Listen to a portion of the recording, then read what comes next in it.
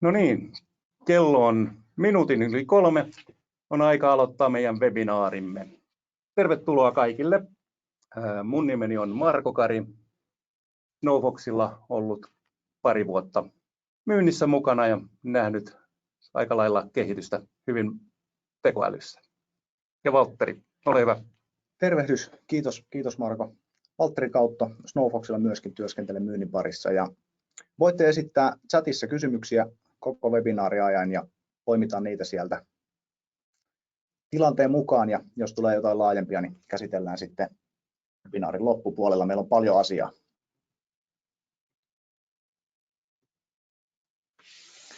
Ihan lyhyesti webinaarin agenda, mitä käydään läpi. Mikä tekee ostolaskujen käsittelystä taloushallinnon resurssisyöpön? Miksi ostolaskuja on vaikea automatisoida? Kuinka paljon ostolaskujen käsittelyyn kuluu aikaa? Miten tätä ongelmaa kannattaa lähteä ratkaisemaan? Sitten yleistyneet tekoälyratkaisut laskujen käsittelyssä, mistä on kysymys. Ja sitten meillä on loppuun 5 vinkkiä ostolaskutekoälyn hankintaan. Ja jos mietitään yleisellä tasolla ostolaskuja, niin aika usein ostolaskut jakautuu tilauksellisiin, jotka täsmäytyy tilausnumeron perusteella, ja sitten tilauksettomiin, jotka tilioidaan ja kierrätetään pääosin manuaalisesti. Useimmiten nämä tilauksettomat laskut työllistää enemmän, ja siksi meillä on tänään näissä manuaalisesti tilioitavissa ja kierrätettävissä laskuissa meidän pääfokus. Jos mietitään yleisellä tasolla ostolaskun käsittelyprosessia, niin meillä saapuu uusi ostolasku. Ensimmäisessä vaiheessa näette näytön alakulmasta Ostorescontra ottaa sen käsittelyyn, tekee sille alkutarkastuksen, kiertoon laiton. Siihen menee ensimmäiset 3-4 muutama minuutti. Sitten lasku lähtee sinne liiketoimintaan. Se menee asiatarkastajalle. Tarkastaja tarkastaa laskun, tekee tilioinnit. Siinä menee seuraavat työlukuna 5-10 minuuttia. Lasku jatkaa matkaa hyväksyjälle. Hyväksyjä tsekkaa laskun uudestaan läpi, hyväksyy sen maksuun. Siinä menee seuraavat minuutit. Usein siellä prosessin loppupäässä sitten vielä Ostorescontra tarkastaa sen tilioinnin, tekee mahdolliset korjaukset, viestii niitä tarkastajalle ja hyväksyjälle ja siirtää sen sitten maksuun ja kirjanpitoon. Ja tähän menee sitten vielä viimeiset minuutit sieltä Ostorescontrasta. Jos mietitään kokonaisuutena tätä prosessia, niin liiketoiminta käyttää aikaa 5-10 minuuttia, Ostorescontra 5-8 minuuttia.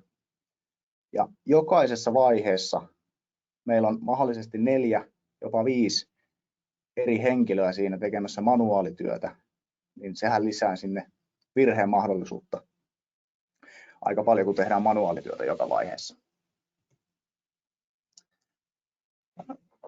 Monimutkaisesta prosessista on kysymys, mutta me ollaan pyritty kiteyttämään tämmöinen helppo tapa, että miten voisi selvittää, että kuinka paljon siihen niin kuin suuntaan antavasti menee aikaa. Ja jotta homma pysyy selkeänä, niin me ei olla lähdetty huomioimaan tästä liiketoiminnan käyttämää aikaa.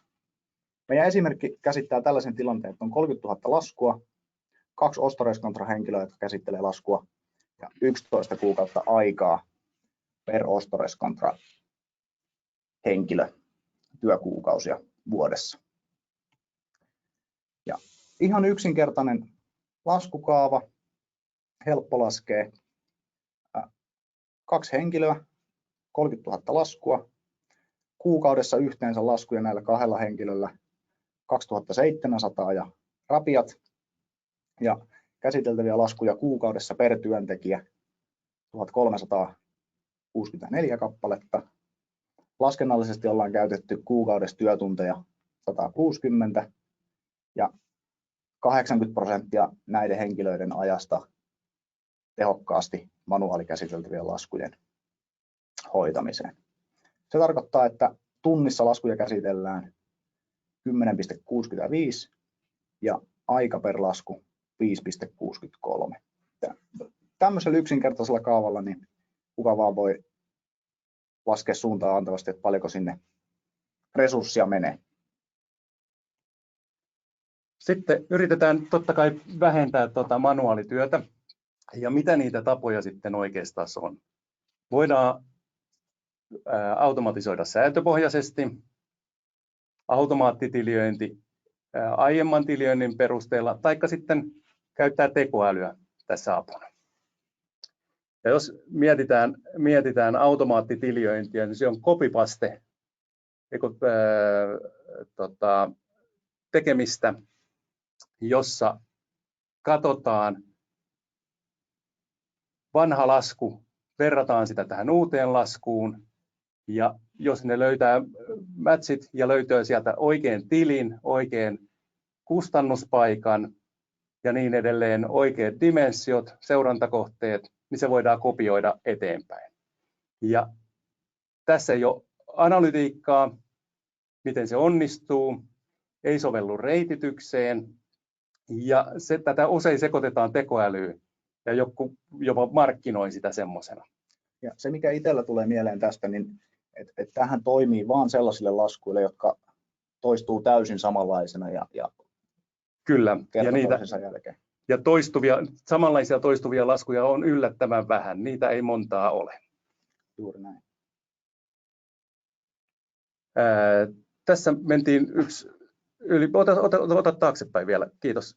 Tämä sääntöpohjainen automaatio on se toinen tapa, millä tehdään automaatiota. Ja oikeastaan se on aika lailla sama kuin tuo äskeinen. Se on hirveän kapeeseen skouppiin. Yksi sääntö hoitaa vain yhden tiljöinnin ja se toimii vain niille usein toistuville laskuille. Ja yleensä sitten siinä on vielä se, että se perustuu yhteen viitetietoon toimittajaan tai että se on joku tietty sähkölasku tai joku tämmöinen. Yes. Tässähän itsellä vielä tulee mieleen se, että näähän täytyy manuaalisesti rakentaa joka ikinen, että se on vielä niin kuin kyllä, se sääntöjen rakentaminen on aika työlästä rakentaa, tai sääntöjen tekeminen on rakentamisen kannalta työlästä ja ylläpitämisen kannalta työlästä. Nyt voidaan mennä vielä yksi. No niin, nyt on Atlas Copco. Copco on hyvä esimerkki meidän asiakkaista. He ovat panostaneet aika paljon tekemiseen ja heillä on skannauspalvelu tässä toiminnassa, on tilaustäsmäytys, mutta sitten ne on tuskaillut noiden tilauksettomien automatisoinnin kanssa. Ja he on niin kuin käyttänyt näitä molempia esimerkkejä, mitä tässä meillä oli aiemmin, automaattitiljöinti, aiemman tiljöinnin perusteella. Sitten he käytti myös hakusanoja, että jos on joku tietty hakusana, niin se tiljöidään omalla tavalla, oma tili, oma kustannuspaikka. Ja sitten he loppujen lopuksi yritti vielä tehdä tekoälyä kotitekoisesti ja käyttää sitä. Ja he totesivat, että nämä ei ole toimivia heillä, eikä he saa sitä toimimaan. Ja otti Snowfoxin käyttöön samalla hetkellä, kun me saatiin tekoäly koulutettua heidän historiadatalla, niin automaatio pomppasi yli 70%. Ja tämä on vielä nopea oppimisen vaihe. Tässä on meiltä katsottu, että kuinka hyvin he osuu tiljöinnit tekoälyn avulla kohdalleen, niin aika hyvää settiä tuossa yli 70% osuu kaikki. Ja nämä luvut on teillä seurannassa koko ajan teidän, niin kuin näette itse, että kuinka hyvin se tekoäly toimii. Sitten kolmas vaihtoehto on tekoäly. Tekoäly se tekee automaattisesti ostolasku- ja tiljöinnin perusteella sen automaation. Syötetään historiatiedot, tekoäly käy ne läpi ja se ennustaa erikseen jokaisen tilidimensioin. Eli seurantakohteen on se tili, kustannuspaikka, alvi, projektinumero, mitä sitten onkin. onkin niitä dimensioita, ja totta kai sitten hyväksyntäketjun tarkastaja ja hyväksyntä. Tekoäly pystyy lukemaan sekä XML että katsoo laskun kuvaa ja löytää sieltä ne tiedot. Se käy kuvan ihan järjestelmällisesti läpi, että mitä siltä tietoja löytyy. Tekoäly myös antaa ennustevarmuuden kaikille seurantakohteille, dimensioille. Eli jos on ihan uusi lasku, josta ei ole ennen uusi toimittaja, niin saattaa olla, että tekoäly on pikkasen epävarmempi siinä, niin se antaa prosenttiluvun, että kuinka varma on ennusteessa. Ja tekoälyssä on se hyvä puoli, että se oppii koko aika lisää. Jokainen lasku, mikä me syötetään tekoälyn kautta, niin se oppii niistä. Ja tekoälyhän ei kumminkaan ole ihan 100% varma niistä kaikista, ja sitä joutuu välillä opettamaan ja kouluttamaan vielä lisää. Ja se kouluttaminen tapahtuu sillä, että korjataan se tekoälyn tekemä virhe siellä tarkastajan toimesta. Ja tekoäly pystyy seuraamaan koko ajan reaaliajassa, että missä vaiheessa mikäkin lasku on ja kuinka hyvin se on onnistuttu tiliöimään. Ja tekoälyllä ei ole sellaista estettä, mikä lasku sopii millekin, vaan tekoälylle sopii kaikki laskut ja hallitsee myös moniriviset tiliöinnit.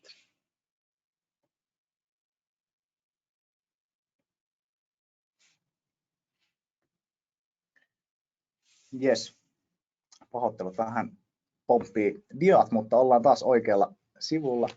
Mutta joo. Sitten kun mietitte, että okei, meillä on ostolaskuja, meillä menee niihin aikaa, ja sitten pohditte siellä, että miten tätä ongelmaa kannattaisi lähteä ratkaisemaan, niin me ollaan juteltu ja tavattu Snowfoxilla satoja, jos ei tuhansia taloushallinnon ammattilaisia, ketkä tämän asian kanssa painii, niin ensimmäisenä kannattaa lähteä miettimään sitä, että kuinka iso ja millainen se ongelma on. Viitataan vähän siihen, että paljon siihen kuluu aikaa, mutta lähtee ihan yksinkertaisesti liikkeelle, että paljonko laskuja käsitellään tällä hetkellä manuaalisesti Ostores-Contrassa, osallistuuko liiketoiminta niiden käsittelyyn, millä tavalla, paljonko on tällä hetkellä onnistuttu automatisoimaan, paljonko henkilöitä työskentelee niiden parissa. Ja sitten tärkeimpänä myös, että mitä sillä automaatiolla halutaan saavuttaa. Halutaanko saavuttaa esimerkiksi yhdenmukaisempia tiliöintejä, halutaanko saavuttaa suoraan niin kuin resurssiparannusta, säästöjä, halutaanko nopeuttaa laskun kiertoa. Siinä on monta asiaa, mitä sillä voidaan saavuttaa, mikä on se tärkein, mitä lähdetään tavoittelemaan.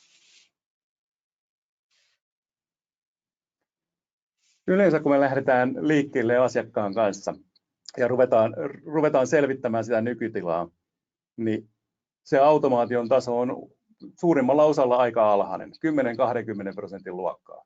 Ja manuaalikäsiteltäviä laskuja on se suurin osa, 80-90%. Mutta kun lähdetään liikkeelle, otetaan tekoäly käyttöön, syötetään tekoälylle ne historiatiedot tiliöinnistä ja ostolaskuista ja opetetaan se tekoäly tekemään tätä tiliöintiä, niin päästään aika nopeasti 80-90% automaatiotasolla. Eli käännetään ihan täysin ympäri tämä pallura.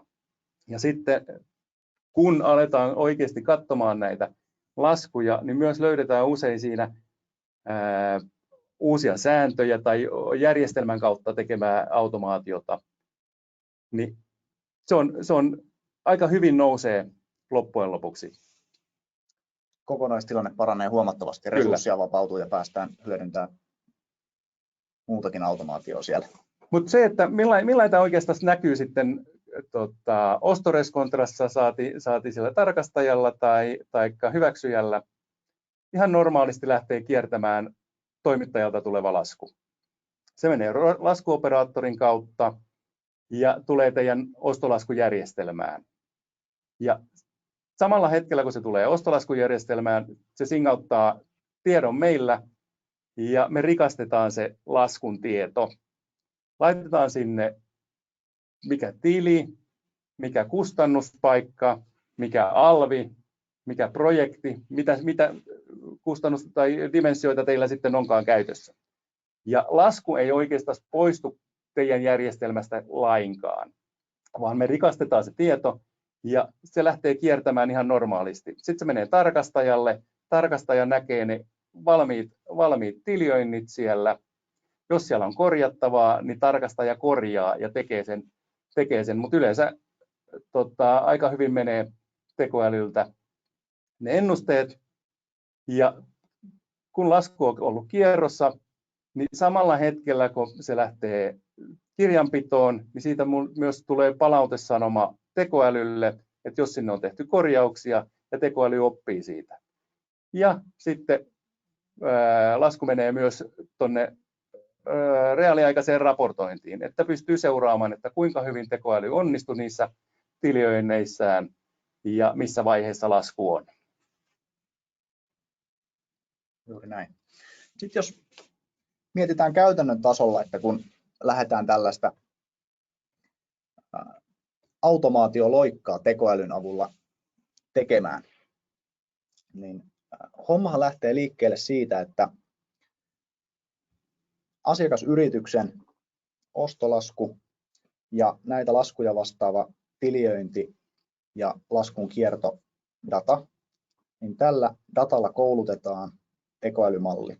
Eli me syötetään lasku, tiliointi ja kiertodata tekoälylle ja tekoäly alkaa käymään sieltä kohta kohdalta niitä laskuja läpi. Katsoo kaikki otsikkotason tiedot, kaikki rivitason tiedot, minkälaisia laskuja tälle yritykselle tulee.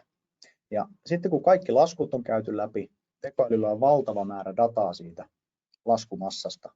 Ja sitten tätä laskumassaa aletaan vertaamaan siihen tiliointi- ja kiertoonlähetysdataan. Ja tämän perusteella tekoäly luo sitten todennäköisyydet, että jos lasku sisältää tällaisia datapisteitä, niin minkälaiseen tiliointiin ja minkälaiseen laskun kiertoon se viittaa. Ja siinä vaiheessa meillä on kyvykkyys tehdä tilioinnit ja kierrätykset sisään tuleville ostolaskuille.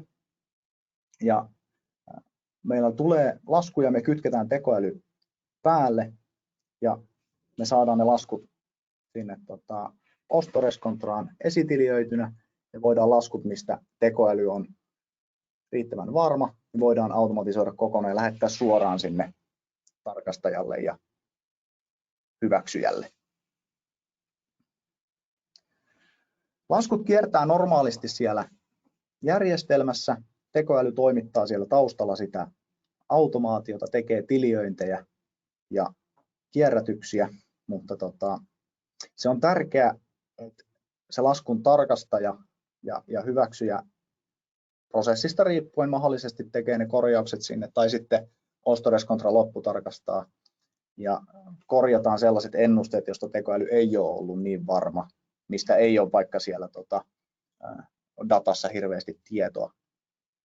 Niin kierron aikana korjataan ne virheet, jonka perusteella tekoäly sitten käy hakemaan sen palautesanoman, minkä Marko äsken mainitsikin jo. Ja sen avulla sitten tekoäly oppii uusiksi niitä kaavoja, joissa se on mahdollisesti tehnyt virheen ja vahvistaa niitä, missä se on ollut alun perinkin jo oikeassa.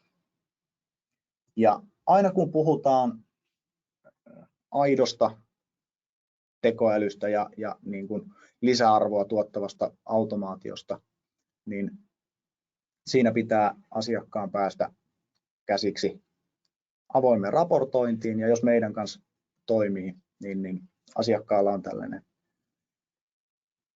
helposti saavutettava, numeraalisesti johdettava kokonaisuus ja raportti saatavilla koko ajan.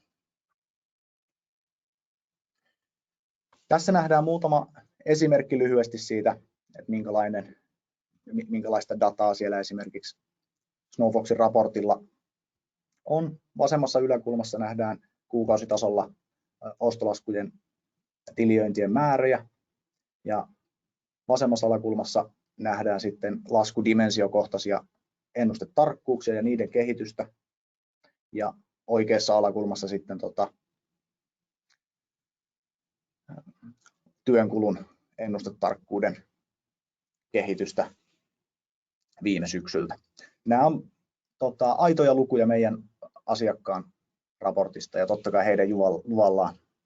Ja tässä nähdään se, että tekoäly kehittyy sen ensimmäisen puolen vuoden aikana vielä aika paljon, että pääsee jatkossakin kehittyy, mutta ei niin nopealla tahdilla sitten enää sen puolen vuoden kehityksen jälkeen. Just näin. Ja sitten jos liiketoimintaan tulee muutoksia, siellä perustetaan uutta yhtiöä ja muuta, niin siinä tulee aina sitten semmoinen kehitysloikka.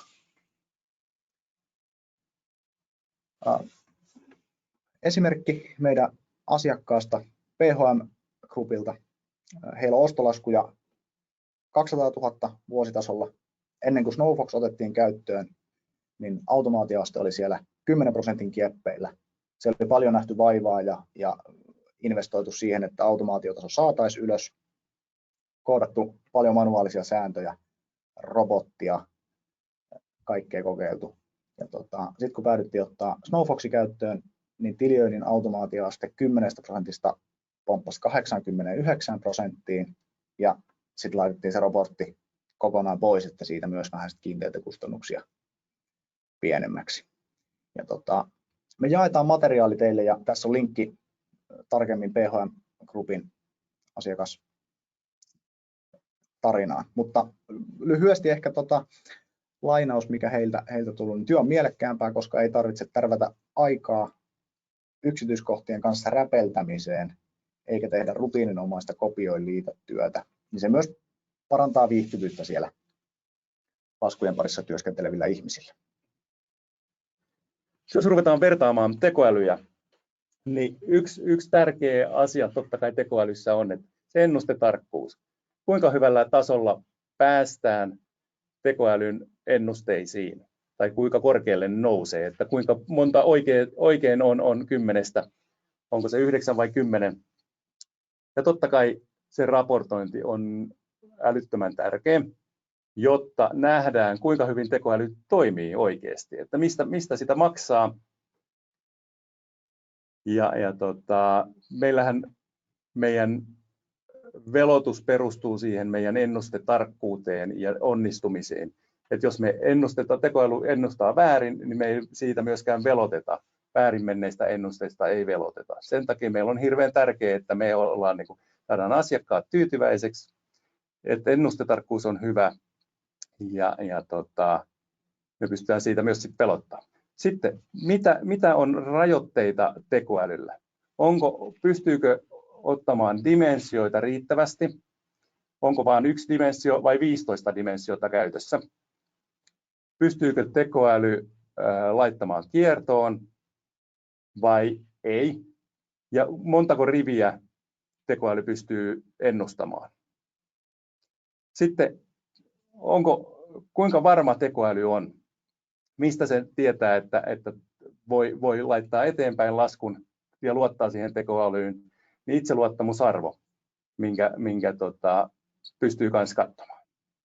Ja aina kannattaa testata ennen, kun hankkii jotain. Pystyykö tekoälyä testaamaan jollakin tavalla? Pystyykö tekoäly lukemaan XML vai kuvaa vai mitä käytetään sen oppimiseen onko tekoälyn oppiminen stabiili vai staattinen, eli nyt meni sanat sekaisin, mutta ei sen väliä. Eli oppiiko tekoäly tekemisestään vai täytyykö sitä aina jonkun ihmisen muokata ja kouluttaa. Mutta nämä on niinku semmoisia asioita, mitä tekoälyssä kannattaa verrata, että ostaako Ladan vai ostaako Mersun. Just näin. Ja tässä ehkä tulee itselle mieleen semmoinen, että jos olisin hankkimassa nyt tekoälyä, niin mitkä olisi semmoisia niin kuin hälytyskellojen pitäisi soida, että jos raportointi ei ole per heti ja laajaa, ja sitten jos on jotain rajoituksia, kyllä. Jos ei pysty, on rajattu vaikka dimensioiden määrää. Ja pystyykö sitä ennakkoon testaamaan? Se on aika lailla hyvä määrä kanssa. Just näin. Se monesti kertoo jotain, että jos olet vaikka ostamassa autoa ja myyjä sanoo, että tätä ei saa koeajaa ennen kauppaa, se kertoo omaa viestiä. Just näin. No sitten meillä on 5 vinkkiä tekoälyn hankintaan, ja me ollaan oltu mukana sen verran monissa niin kuin hankinnoissa ja halutaan jakaa teille nämä vinkit, mitä kannattaa hyödyntää. Mutta ihan ensimmäisenä perehdy tekoälyteknologiaan, että tiedät mitä olet hankkimassa, ja jotta teillä ihmisillä, ketä se hankinta koskee ja ketä siinä on mukana, niin on riittävä tietämys. Tietenkään ei tarvitse niin kuin tekoälyinsinööriksi alkaa, mutta pitää silleen perusteet ymmärtää. Minkä ongelman se tekoäly hankitaan ratkaisemaan, mitä me tavoitellaan, mitä me halutaan, että se siellä käytännön arjessa tekee, ja sitten ihan että onko kyseessä aito tekoäly vai joku tällainen tekoälyyn verrattava työkalu. Kyllä. Ja kuten jo aiemmin puhuttiin, niin kannattaa testata.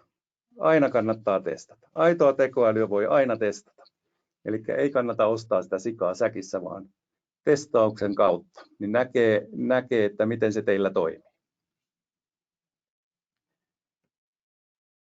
Just näin. Sitten hyvä ohjenuora, kun lähdetään tekemään tekoälytoimittajan kanssa, niin maksa vain lisää automaatiosta. Tämä on kaikista helpoin ja yksinkertaisin tapa saada aidosti se tekoälytoimittaja ja asiakas samalle puolelle pöytää. Ja tämä kulkee myös suhteessa sen niin kuin raportoinnin kanssa, että kun me saadaan sitä dataa siitä, että miten se toimii ja miten se automatisoidaan, niin se on helppo myös perustaa se velotus ja kustannus siihen onnistumiseen. Ja tässä on useampaan kertaan jo puhuttu analytiikasta. Se on aika tärkeä. Miten se toimii? Pystytään seuraamaan tekoälyn toimintaa ja katsomaan, että montako dimensiota se ennustaa oikein ja kuinka hyvällä prosentilla. Ja analytiikka on kaiken avain. Just näin. Ja tässä puhutaan kuitenkin aika yksinkertaisesta niin kuin datasetistä, että meillä on se laskun lopullinen tiliointi ja kierrätys, ja sitten meillä on se ennuste. Ne matchataan ja katsotaan, että paljonko on mennyt oikein.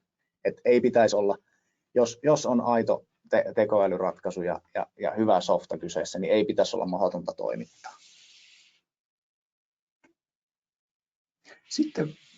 Sitten viimeisenä vinkkinä, jotta saadaan aidosti hyöty irti siitä tekoälystä, niin luota siihen tekoälyyn saamasi analytiikan perusteella. Tekoäly voi tuoda merkittävät kustannushyödyt, ja oikein toteutettuun ostolaskutekoälyyn voi luottaa yhtä lailla kuin taloushallinnon ammattilaiseen. Ja kun mainittiin ja puhuttiin näistä, Marko mainitsi, että tekoäly antaa itseluottamusarvon tekemille ennusteille, niin se tarkoittaa sitä, että tekoäly kertoo, kun se epäilee tai ei ole varma, mitä joku lasku pitäisi käsitellä. Se on tuohon vielä, että oikeastaan tekoäly on yksi Ostoreskontran työntekijä, uusi työntekijä, joka tulee teille töihin, ja siihen täytyy luottaa. Se oppii siinä alussa niin kuin se on ammattilainen, mutta oppii talon tavat siinä alkuvaiheessa. Just näin. Jos te tahdotte testata Snowfoxin tekoälyä, niin me tarjotaan teille mahdollisuus sellaisille firmoille, joilla on enemmän kuin 15 000 laskua vuodessa. Ja tämä testaaminen tapahtuu sillä tavalla, että otetaan 3-12 kuukauden ostolaskudata ja sitä vastaava tiliointidata. Me koulutetaan sillä datalla, otetaan siitä 70% ja koulutetaan tekoäly sillä. Tekoäly parittaa ne ostolaskut ja tiliointidatat ja rupeaa opettelemaan se. Se käy jokaisen laskun läpi. Mitä on ostettu, mistä on ostettu, mikä on ollut alvi, mikä on ollut summa ja sitten samalla tavalla se tiliointidata. Mikä tili on ollut, mikä alviprosentti on ollut, mikä kustannuspaikka ja niin edelleen. Ja 30% tästä materiaalista, mikä me ollaan saatu asiakkaalta, niin me säästetään siihen testaamiseen ja syötetään se uusina laskuina tekoälylle. Ja tekoäly tekee nämä tilioinnit ja sitten me pystytään vertaamaan tekoälyn tekemiä tiliointia siihen, mitä te olette itse tehnyt tiliointeja niihin. Ja tämän perusteella me saadaan se onnistumisprosentti tekoälylle. Ja nämä tulokset sitten käydään yhdessä läpi ja katsotaan mitä mielenkiintoista sieltä löytyy. Löytyy yllättäviä tilejä, mitä käytetään ehkä kerran vuodessa, mitä kuka hyväksyy ja kuinka paljon hyväksyy. Ja tämän perusteella me pystytään tekemään teille niin kuin huomattavasti tarkempi tarjous ja selvittämään myös se, että kuinka hyvin me onnistutaan siinä, että onko meistä siihen teidän auttamiseen. Ja tämän tilaisuuden jälkeen tästä tulee teille sähköposti, missä me toimitetaan tämä materiaali ja myös sitten ohjeet siitä, miten me päästään trialissa alkuun. Just näin. Lämpimät kiitokset kaikille osallistujille, ketä oli mukana. Jos nousee vielä kysymyksiä tai ajatuksia mieleen, niin me ollaan Markon kanssa tässä linjoilla hetki vielä. Ja voi lähettää sähköpostilla myös kysymyksiä perään, että vastataan niihin mielellämme. Just näin. Saatte meidän yhteystiedot sieltä ja jos haluatte, niin trialia päästään myös työstämään. Kiitos paljon. Kiitoksia.